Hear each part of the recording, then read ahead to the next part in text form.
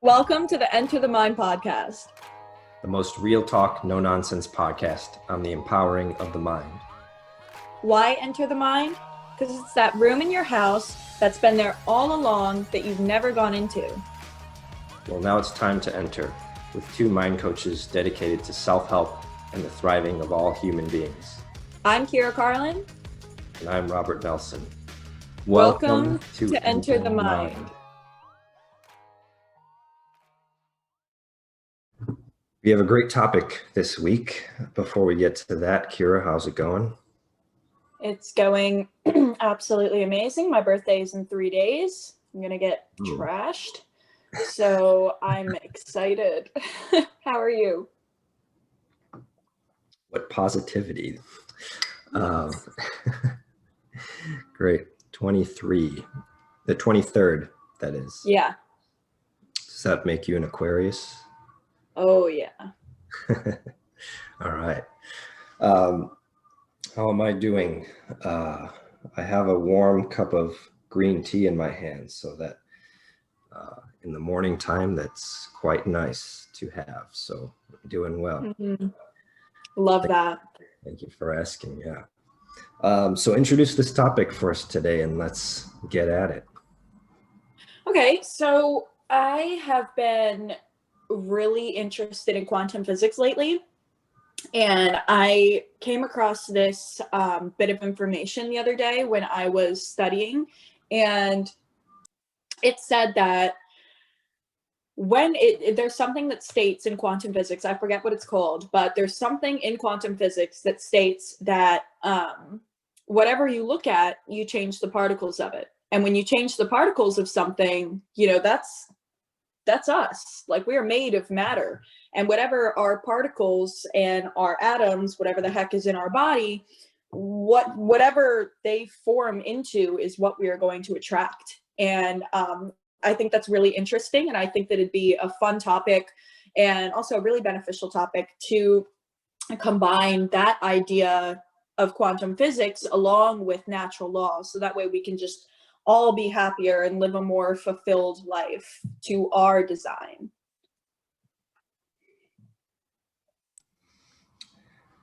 We're really on the same wavelength here. And I'm not saying that just to make a physics pun. I think we really are on the same wavelength. So yeah, I'm familiar with that. Like, I remember learning in physics that, like, it's hard to, once you get down to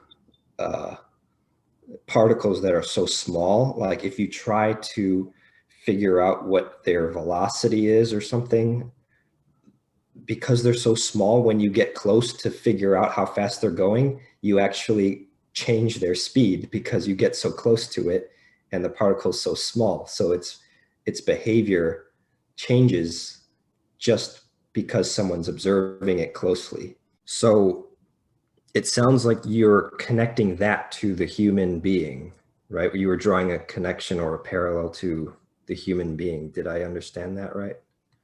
Yes. So say more about that.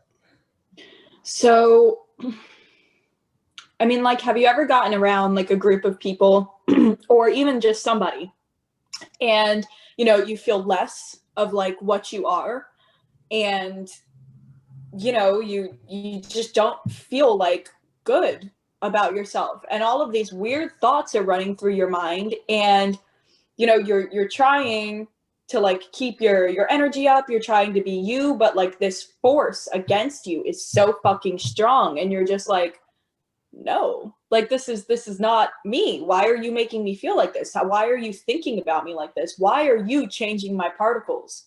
So it's like, I think that can have a lot to do with natural law, because when you look at something and you change the particles in it, right, then your particles change, and then how you appear is different, which means that how you feel is different, which means that what you attract is different as well.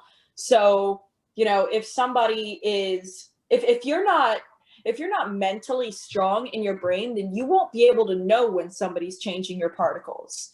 And that's when it becomes a real problem, But I'll stop it there because there's a mouthful to say, but did anything come up?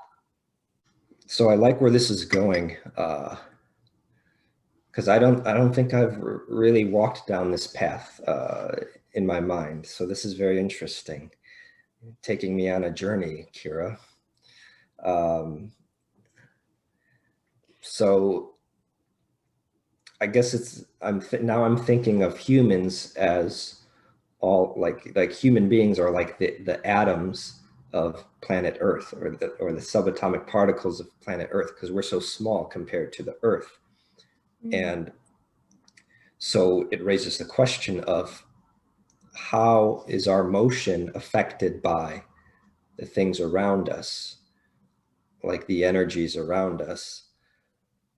And then I think this other question you just raised is, how is there a way to become like mentally strong,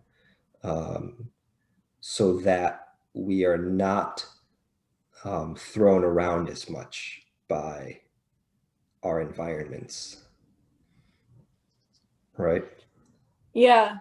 Yeah, I think it all comes down to, like the way to be mentally strong, I guess, is to educate yourself about it, because like if you don't know that somebody can change your particles or, change your energy, then, you won't know when it's happening. And it's like,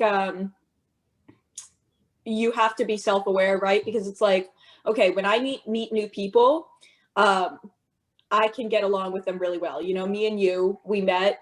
You didn't make me feel weird. You didn't make me feel any sort of way. We got along really well. I met a couple of guys a couple weekends ago, and we got along really well. I loved them. They were great. And I met a girl, and she was awesome too. Great girl. I got along with her. But you have to understand and know about yourself that there are people that you connect with. And then you have to notice when you're not connecting with somebody and they're making you feel a specific way, chances are it's not you, it's them. Because, hey, I get along with Robert well. Robert doesn't make me feel like this. I don't make Robert feel bad. The guys, I got along with them really well. Okay, so what happens when I meet a new girl and she makes me feel like a fucking piece of shit? It's not me, honey, it's you, because I have absolutely no problem getting along with people. So, if we're not meant to click, then we're not meant to click, because you're changing my particles and I don't like the way that you're making me feel, sort of thing, So I think that that's one of the ways that you can be mentally strong, is to just be self-aware and know yourself. Like, hi, like I can get along with people. So if there's a reason that I'm not getting along with you, like if there is, if you're making me feel like shit, then, chances are it's not me, because Robert doesn't make me feel like shit. The guys don't make me feel like shit. This other girl doesn't make me feel like shit, but you do. So bye-bye. That's definitely a way to be mentally strong, about like self-awareness with somebody changing your particles.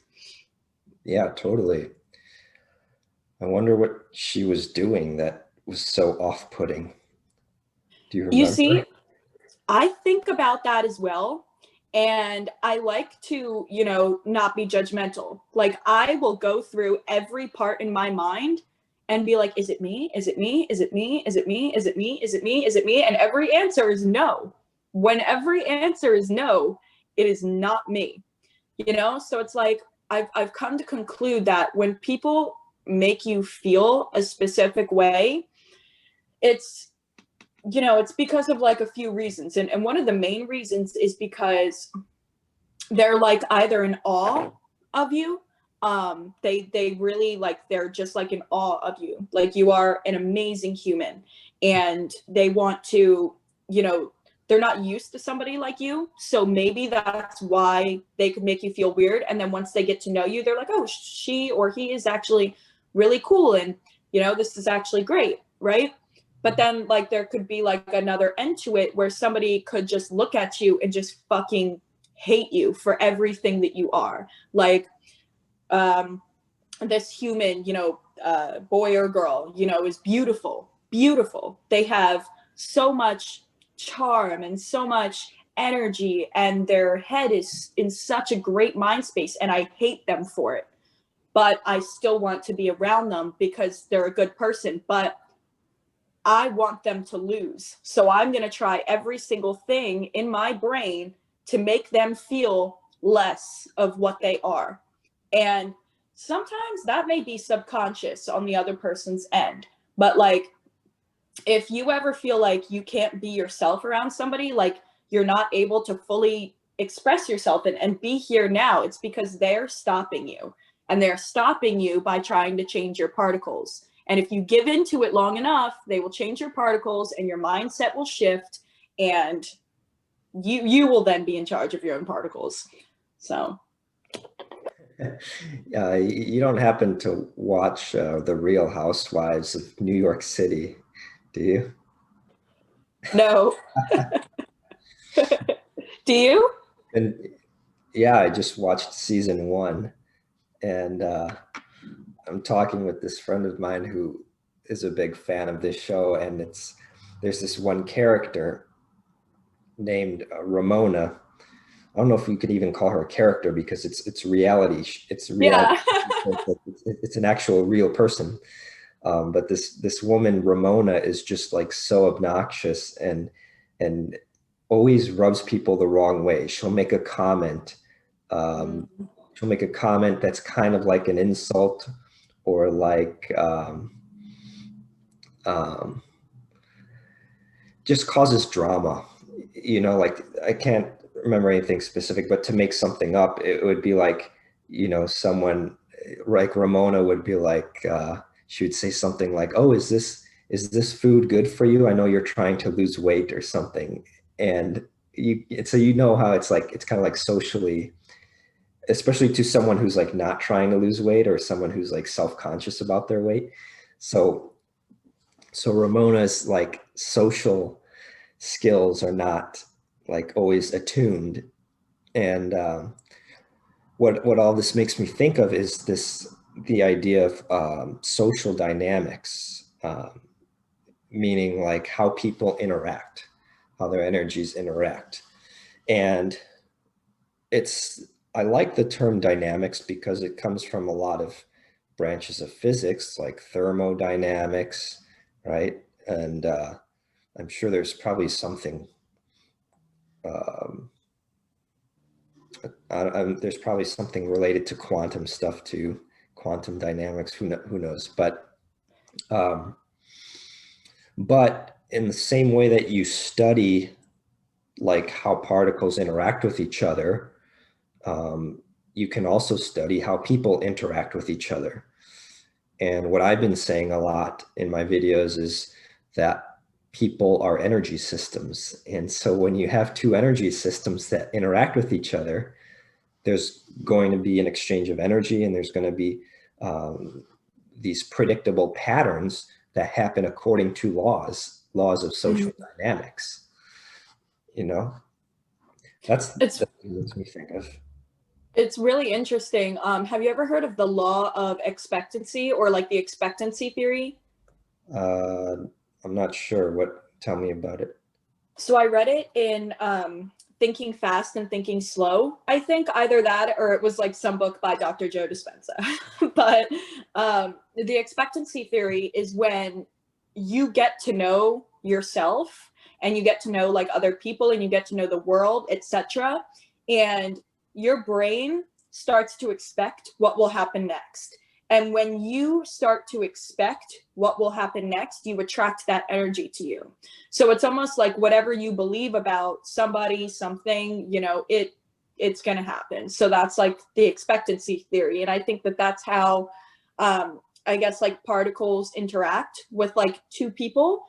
But like, not only that, but like if we can change the particles in somebody for the bad, then we can also change the particles in somebody for the good, you know? And it's like, you know, I can change the particles in you, like right now, you know, like you know, I see you as somebody who's really smart. Maybe you feel really smart around me. Maybe you feel really comfortable around me. Maybe you don't, you know. If you don't, I would hope that you would tell me. But you know, and then like maybe, you know, so I make you feel good, right? But then tomorrow you're like, well, I don't need the way that Kyra makes me feel good today. I need the way that my best friend Sam makes me feel good today. Because maybe your best friend Sam makes you feel like a great skateboarder and an awesome entrepreneur, you know? So maybe you need his kind of particle change tomorrow.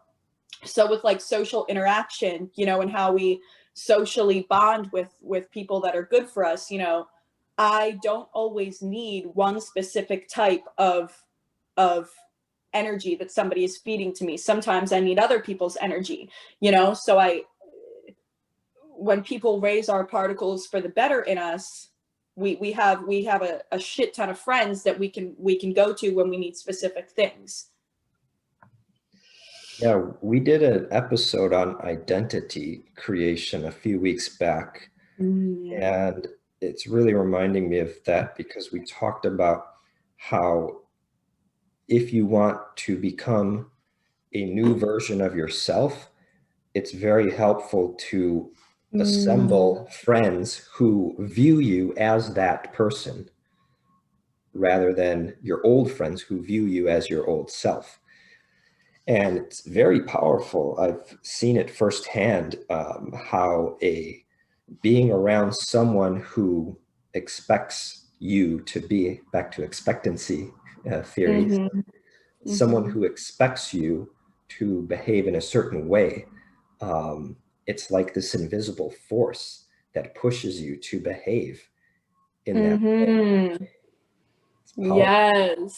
Yes, and I think that goes along hand in hand with the way that somebody looks at you, and they're changing your particles for the worse, because they have an expectancy theory. They're like, okay, well, if I do this, she's going to act in this specific way. And then they get that expectancy theory, and it's that energy, like that invisible force, like forcing you to act in a specific way. And it's like, I don't want to act like this, so I'm going to leave you now, you know, whoever you are. That's a good one. It brings a new perspective to this term of toxic people. That it's not so much that they just throw toxic stuff at you, but maybe it's that they pull out of you the worst in you, because that's what they look for. That's the frequency that they're attuned to. Interesting. Now that's really interesting. And it brings me to a point of, because it's like, okay, so somebody can bring out the best in you, and then somebody can bring out the worst in you, right? And if somebody is bringing out the best in you, and then the worst in you happens to come out, I don't think that would be because of them, right? Because it's like, you know, obviously we can't be our best selves at 100% of the time. Like we can, you know, because we can always accept our good and bad, and that makes us our best selves. But like, as happy as I am, there are some times when I go into the grocery market and I'm walking like a speed racer and I'm throwing shit in my bag and I'm talking to myself in the aisles like, where the fuck are the Tide Pods? How do you guys not have Tide Pods? And I look like a lunatic, you know?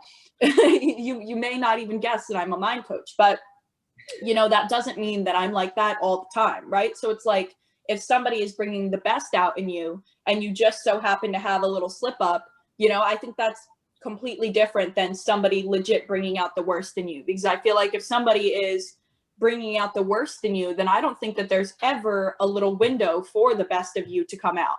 Agreed or unagreed? I don't know, because I don't hang around those toxic people that okay. pull that stuff out. I mean, of course, it's just because you assemble the right crowd around you doesn't mean you're going to be at 100% all the time. So if there is a slip up of some kind, and you know, maybe you're not totally happy with how you act, it's I wouldn't jump to the conclusion that that those people are bringing out the worst in me. Yeah. Yeah, 100%. And also, I think it comes down to like when the worst comes out in you, those people will still bring out the best in you. Because it's like they know you, not know you, but it's like they expect you to be a, good person and like act as your best. So when you do have a slip up, they don't care because like you're human and that's still bringing out the best in you. You feel me? Yeah. Right? Yeah. And I think coming back to this idea that there are laws of social dynamics, I think that there is to some degree like universal truths to this. Like there are people who are really good people, that the way that they behave and the way that they treat others and what they expect from others is just, it's pure gold. And no matter where you put that person, they will lift up the vibration of any room that they're in because of the way that they view people. And it's not simply this question of chemistry between two people, but between any given two people. It's not just their chemistry, but it's also sort of, well, how does this individual operate? How do they treat others? Like, what is what's their mindset? That sort of thing. Yeah. Yeah, I completely agree. And you can definitely tell a lot about people. Like in the first, say somebody walks into a room and they're like, say you walked up to me, right? When you walked up to me at the growth conference and I was cool, I was great. And you almost had like a little bit of an expectancy theory about me because I was the only one just like up and like getting lit, so you already had kind of like an expectancy theory about me, right? But then say you came up to me and, I was mean and you had this expectancy theory because I was so open and dancing and I seemed like I was smiling and having a good time, right? But then you come up to me and I'm like, I'm actually alone and I'd like to stay that way. So, thanks. So it's like it's like walking into a room and bringing everyone's like energy up because of how you view them, right? But that's not always going to work because sometimes when you see people in their best light, it's not always how they act. If you get what I'm saying.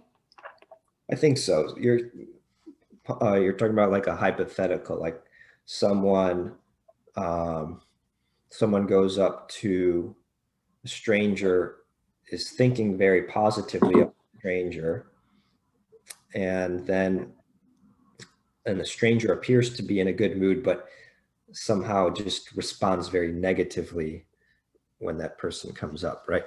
So the point is that just having a positive expectation of another person doesn't mean that they will necessarily act like rise to that level of expectation, right? That was it. Yes, you said it in the perfect words that I could not get out. So yeah, I mean that's totally true also. Yeah, it's yeah, so it's a blend, I guess, of that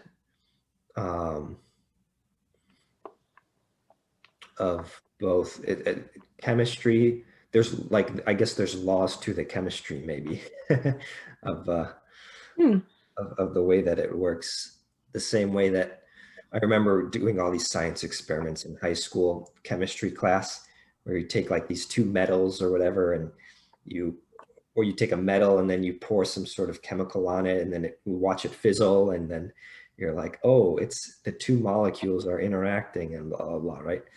And you know that every single time you pour the liquid onto the metal, that it's going to fizzle. You know this because of the molecular structure of of those substances. Mm-hmm. So I wonder how it works with people, if you can kind of predict chemistry in certain ways. I guess it's way more complex. Human social dynamics are way more complex than simple chemistry, I guess. Okay, so if you pour the liquid on the metal, right, and it starts fizzing, or you have the two like metals, magnets, that don't attract because they're on the same side, so they repel each other. I think that that's a lot like regular life. And if you are not if you have this idea that you have to be kind to everybody or you're not a good person, or everyone has to like you or you're not a good person, you know, then that's an idea that is going to just drive you right down into the fucking dirt. Because number one, you don't have to be nice to everybody in order to be a nice person, you know, and you don't have to be friends with everybody to be a nice person. Not everyone has to like you to be a good person.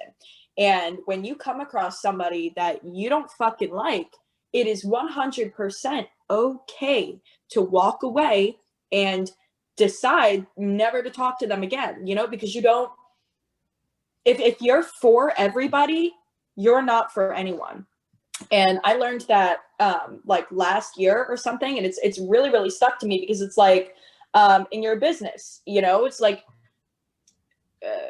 are you talking to people, Robert? Are you talking to people who are trying to quit smoking? Not really. Right? So you're not going to put out an ad and be like, anyone who wants to learn how to control their mind, you know, come to me. That's not specific at all, you know? So you're not going to attract everyone because you're pretty much talking to anyone. You need to have, you know, that specific thing. Like, I'm not talking to women who, you know, want to shed weight.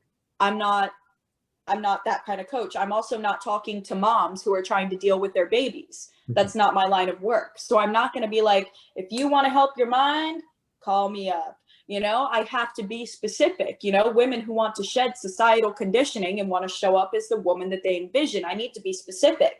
You know, so if I'm talking to everyone, I'm not talking to anybody.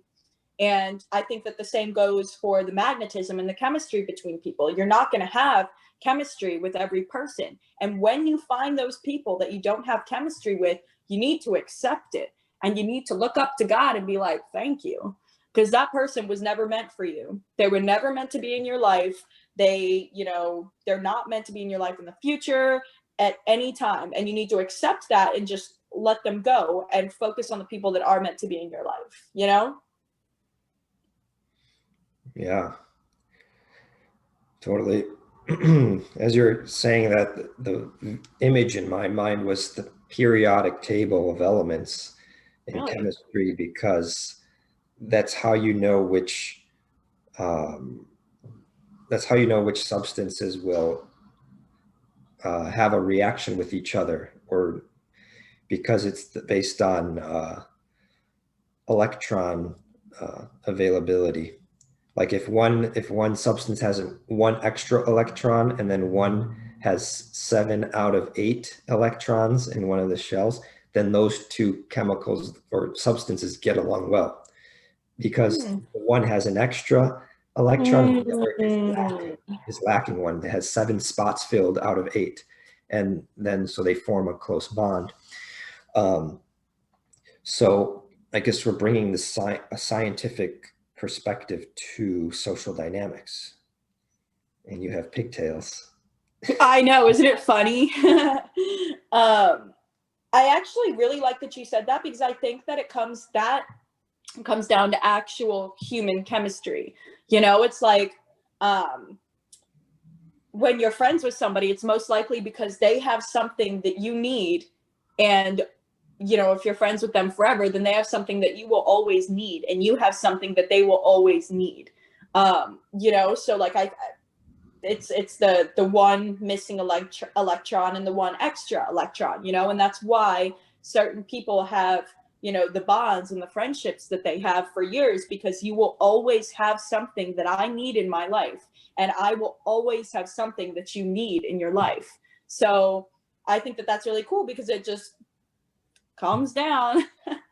As always, just making the connections between chemistry and physics and quantum physics and natural law and human behavior and human connection. It's so good. But okay, so how much time do we have left? Well, we'll have to probably give our final thoughts. Okay, well then this has to be my final thought, because in the beginning, when I was talking about people changing your particles, oh, this is the best thing in the world. I'm obsessed with it. So if you can change the particles, you physically can change the particles in anything that you see, then your whole entire life, existence, and experience here on Earth is down to what you see from your lenses. So if you are viewing your life in a specific way, it's going to change the particles in your life. It's going to change. I can change the particles of my phone in front of me. I can change the particles of my water. I can change the particles of this elephant. I can change the particles of anything around me. And if that's 100% true, which it is according to quantum physics, then I can change my whole entire life just by the way I look at it, right? So if I view my life, right, sometimes I view my life as like, I'm doing okay in my biz. I work a lot. I live in this not tiny, but like I live in this tiny studio. I don't have a fucking couch. It's fucking annoying, right? So if I'm viewing my life like that, then that is how my life is going to be. Or this is something that's been coming to me a lot lately.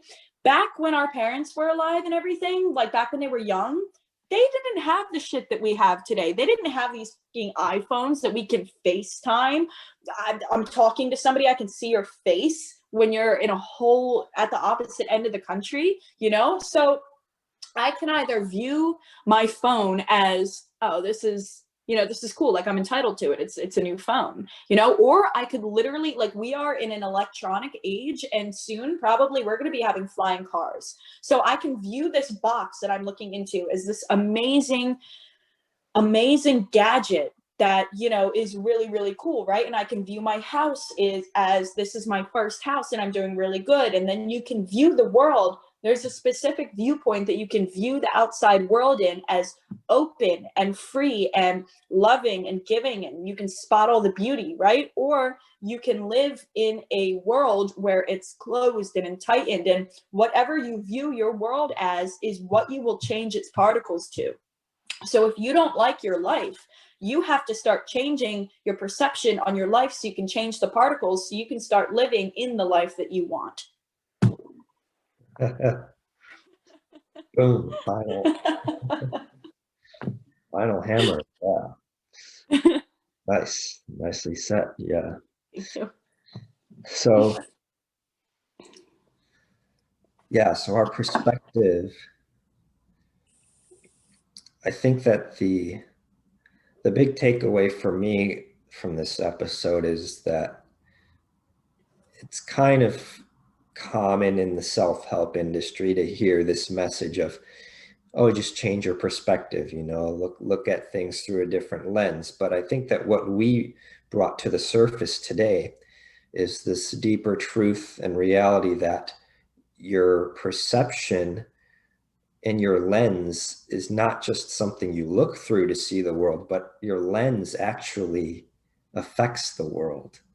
Your lens actually moves things in the world. It's not just a filter you look through. It's actually a causative agent. Like it's an agent of change. It's something that has the power to change other people and change their lenses and change their behaviors and all sorts of things like that. So it brings a new meaning to reality. So fucking cool. That was an inhale of nirvana, enlightenment, right? It really, really was, because I know that we're saying our closing words, but how like we're here like on Earth, right? And it's almost like we're like these extraterrestrial beings, because we are, like we're souls in humans' bodies, but like here on this Earth, we legit are helping people cope with being here on Earth, and helping them understand how Earth works, and giving them ways. I don't know how to explain it entirely, but it's like, okay, so we're these downloads here, and hey, since we're a download, by the way, when you're looking at somebody, you can change their particles. There's a fun fact, you know, so work with that. Yeah. It's like when a new video game comes out and no one can figure out how to get from level 1 to level 2, but then a few people crack the code, they figure it out, and they're like, and then they tell everybody, and they're like, hey guys, there's this secret passage over here that you got to go through, and then boom. Yes. You know? Oh my God, that was so good. So it's like, you know, but we're all in this one reality here. And so whether we're talking about chemistry or social dynamics or physics or whatever, we're all talking about one reality. We should make a hashtag one reality. Ooh, that would be kind of cool. We should talk about that. It's trendy.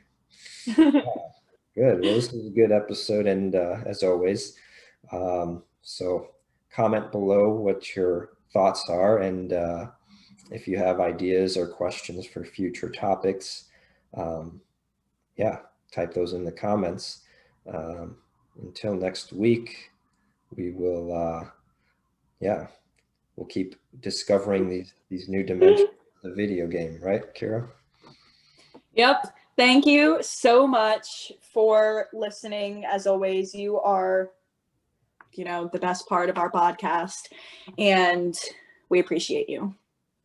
All right. See you soon.